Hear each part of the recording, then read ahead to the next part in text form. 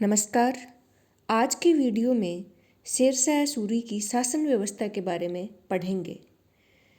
तो सामान्य प्रशासकीय जीवन स्तर से ऊपर उठकर शेरशाह सूरी ने भारत में मुगल साम्राज्य के प्राथमिक स्तर को समाप्त कर द्वितीय अफगान साम्राज्य स्थापित किया, जो शेरशाह को एक महान विजेता के रूप में प्रदर्शित करता है।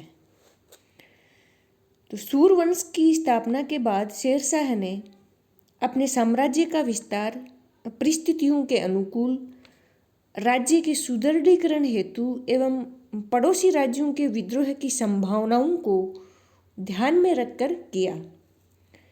तो तत्कालीन परिस्थितियां अनावश्यक रूप से साम्राज्य विस्तार के प्रतिकूल थी, तो इस व्यवहारिकता से शेरशाह भली भांति परिचित था।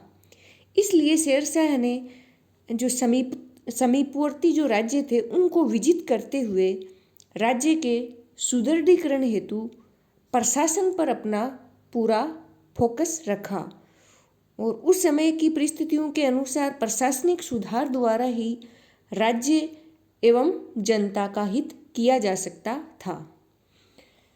तो शेरशाह की प्रशासनिक नीतियाँ निरंकुश व कल्याणकारी शासन, समानता के सिद्धांत, शक्ति का अति केंद्रीकरण, न्याय में विश्वास, योग्यता को प्रोत्साहन और आर्थिक विकास की प्रवृत्तियों पर आधारित थी। यानी उनकी जो प्रशासनिक नीतियाँ थी उनके दो उद्देश्य थे, राज्य का सुदृढ़ीकरण एवं जनता का कल्याण। तो ये उनकी प्रशासनिक नीतियों के प्रमुख उद्देश्य थे। तो शेरशाह ने प्रशासनिक ढांचे में जो सल्तनतकालीन प्रशासन है उसको अपना आधार बनाया और सल्तनतकालीन प्रशासन था उसमें परिस्थितियों के अनुरूप संशोधन भी किए और राज्य में विघटनकारी प्रवृत्तियों से बचने हेतु तथा भ्रष्टाचार व अनियमितताओं को रोकने के लिए तथा जनता के अधिकतम लाभ हेतु उसने जो विकेंद्रीकृत शासन प्रणाली थी उसको बहुत नियंत्रित रखा और इसे सीमित रूप में लागू करते हुए जो अधिकतम शक्तियाँ थी वो शासक में ही केंद्रित रखी। तो शासन अपन देखें तो मतलब केंद्रीय शासन पर इतना बल था कि शासन के प्रत्येक पक्ष पर उसका स्वयं का प्रत्यक्ष रूप से नियंत्रण स्थापित था। तो केंद्रीय शासन में सभी विभागों की जो गतिविधियां थी और जो कार्य संचालन था तथा जो विभिन्न पदाधिकारियों की जो नियुक्तियां होती थी वो उसकी स्वयं की देखरेख में ही की जाती थी। वैसे केंद्रीय शासन में कुछ प्रमुख विभाग भी थे, यानी शासक की सहायता करने हेतु, जिनमें से प्रमुख विभाग थे जैसे दीवान ए विजारत, यह वित्त विभाग था। दूसरा विभाग है दीवान ए अरज, यह सैन्य विभाग था। तीसरा विभाग है दीवान ए रसालत, यह विदेश विभाग था। इसी तरह दीवान ए इंसा, यह राजकीय घोषणा विभाग था। फिर है दीवान ए वरीद, यह गुप्तचर विभाग था। तो ये केंद्रीय शासन के मुख्य विभाग थे। फिर केंद्रीय शासन से फिर नीचे आते हैं तो शेरशाह ने जो उसका संपूर्ण जो राज्य था उसको सूबों में विभाजित किया था और जिसका जो मुखिया होता था वो था सूबेदार। तो जो सुल्तान का जो विश्वसनीय व्यक्ति होता था उसको ही उस सूबे का सूबेदार यानी उसका मुखिया नियुक्त किया जाता था। तो प्रांतों में जो शांति तथा सुरक्षा एवं विकास का जो उत्तरदायित्व था वो सूबेदार का था।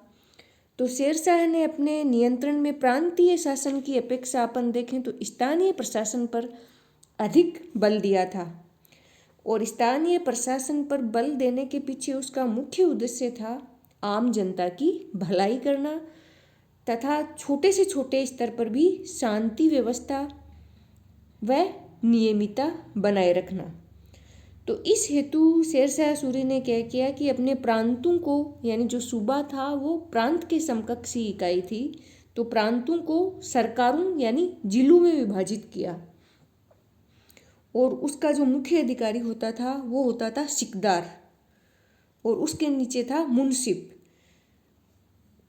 और फिर सरकार के नीचे जो इकाई थी वो थी परगना, और परगने के नीचे जो शासकीय इकाई थी वो थी ग्राम। तो अपन देखें तो जो प्रशासनिक इकाइयाँ थी, सबसे बड़ी थी केंद्र, फिर उसके नीचे सूबे या प्रांत, प्रांत के नीचे था सरकार या जिला, फिर सरकार के नीचे थी परगना, और परगने के नीचे था ग्राम। तो ये स्थानीय शासन व्यवस्था के पहलू थे। फिर इस स्थानीय प्रशासन में मुखिया, पटवारी, मुकदम की सहायता से राजस्व वसूली में भी सहायता ली जाती थी। फिर अपन शासन व्यवस्था में जिक्र करें तो उसमें सैन्य व्यवस्था के बारे में देखें तो शेरशाह सूरी ने आंतरिक विद्रोह के दमन, बाह्य आक्रमणों से सुरक्षा तथा साम्राज्य विस्तार, इसके लिए एक सशक्त सैन्य तंत्र की आवश्यकता होती है। तो शेरशाह सूरी ने इसके लिए एक स्थायी व विशाल सेना संगठित की, और सेना में जो नियुक्ति का आधार रखा वो था योग्यता। और सेना की कुशलता को सुनिश्चित करने हेतु शेरशाह सूरी ने जो अलाउद्दीन खिलजी ने जो सैन्य तंत्र में भ्रष्टाचार खत्म करने हेतु जो दाग और हुलिया प्रणाली अपनाई थी, उसको शेरशाह सूरी ने पुनः प्रचलित किया, और सेना का भुगतान भी नगद रूप से करवाया।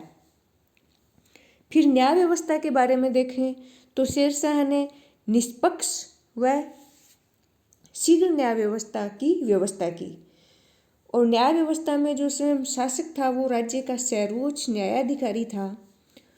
और न्याय व्यवस्था में अपन देखें तो अपराध के लिए जो दंड व्यवस्था थी वो काफ़ी कठोर थी। तो दंड विधान कठोर होने से शेरशाह सूरी के समय अपराधों की संख्या भी कम हुई। और फिर शासक के नीचे जो न्यायिक अधिकारी थे अपने अपने स्तर पर, जिनमें है काजी, सिकदार, मुंसिफ, ग्राम का मुखिया, इन पर भी न्याय की जिम्मेदारी थी। तो राज्य में शांति व सुरक्षा हेतु शेरशाह ने पुलिस व्यवस्था व गुप्तचर व्यवस्था पर भी जोर दिया। फिर देखें आर्थिक सशक्तिकरण हेतु क्या किया। तो किसी भी साम्राज्य की सुनिश्चितता के लिए उसका आर्थिक सुदृढ़ीकरण होना भी बहुत आवश्यक है।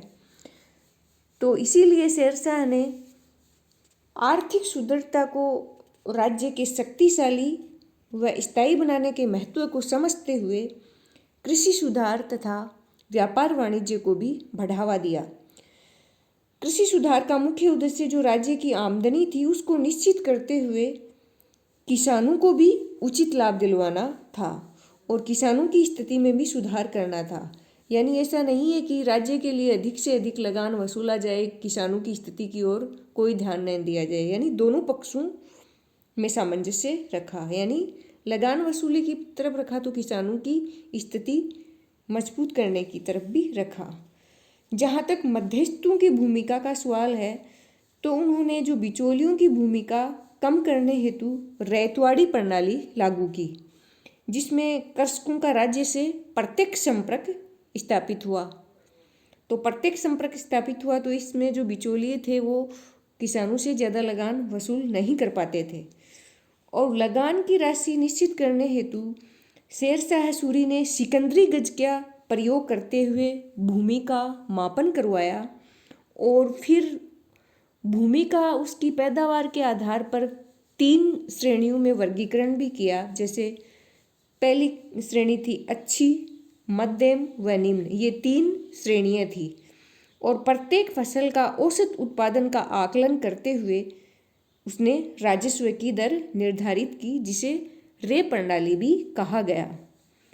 तो शेरशाह सूरी ने औसत उत्पादन का 2/3 भाग राजस्व के रूप में निर्धारित किया, जो अलाउद्दीन खिलजी व मोहम्मद बिन तुगलक के भूराजस्व की अपेक्षा कम ही था।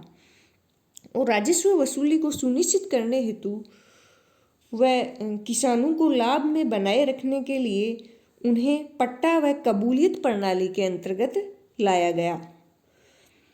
फिर आर्थिक व्यवस्था का अपन जिक्र करें तो उसमें मुद्रा व्यवस्था का भी अहम रोल है। तो शेरशाह सूरी ने मुद्रा प्रणाली को भी व्यवस्थित करने हेतु तथा मुद्रा व्यवस्था में एक रूपता लाने के लिए चांदी का रुपया और तांबे का दाम ये प्रचलित करवाए और इनके मुद्रण हेतु अनेक टकसाल राजकीय नियंत्रण में खुलवाई।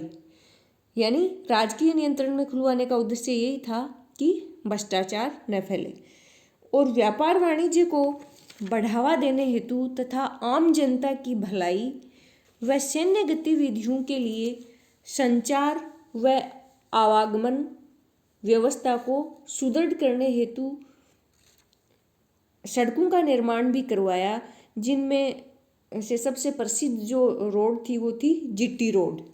और साथ ही शेरशाह सूरी ने डाक व्यवस्था को भी व्यवस्थित किया और सरायों के माध्यम से कुशलतापूर्वक डाक व्यवस्था का संचालन करवाया और व्यापारियों हेतु जो राहदारी कर समाप्त किया, मूल्यों का निर्धारण किया और मानक बाट प्रणाली के प्रयोग को बढ़ावा दिया। तो इससे जो आर्थिक तंत्र में जो भ्रष्टाचार तथा जो अनियमितताएं थी वो काफ़ी हद तक दूर हुई। फिर प्रजा के कल्याण हेतु शेरशाह सूरी ने अनेकानेक कदम उठाए, जैसे शिक्षा के लिए मदरसा व मकतबों का निर्माण करवाया, सड़कों व सरायों का निर्माण करवाया और लंगर व्यवस्था के तहत मुफ्त भोजन व्यवस्था की, गरीबों को दान दिया आदि व्यवस्था करवाई। तो इस तरह शेरशाह सूरी ने आवश्यकता अनुसार साम्राज्य विस्तार करते हुए राज्य के विकास व जनता की भलाई के लिए एक प्रभावशाली शासन प्रणाली स्थापित की, जो कालांतर में मुगलों की प्रशासकीय नीतियों का आधार भी बनी।